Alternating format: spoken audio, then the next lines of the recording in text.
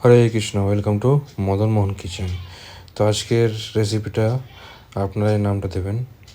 তো প্রথমে দেখুন, ভেজে নিতে হবে একটু কাজু এবং পোস্ত, তারপরে সরষের তেলে কালো জিরা এবং শুকনো লঙ্কা এবং কাঁচা লঙ্কা দিতে হবে এবং টমেটো, এইগুলো একটু ভাজতে হবে এবং একটু নুন দিয়ে ঢাকা দিয়ে দিতে হবে কম আছে, লো ফ্লেমে, মোটামুটি 5-6 মিনিট।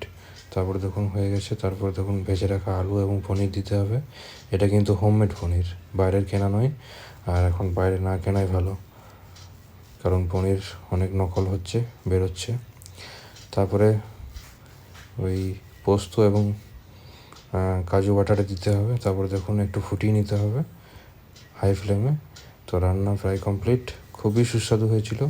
তারপর দেখুন হোমমেড আমরা ঘি দিলাম, গরম ভাতে কিন্তু জমে গেছিলো। হরে কৃষ্ণ।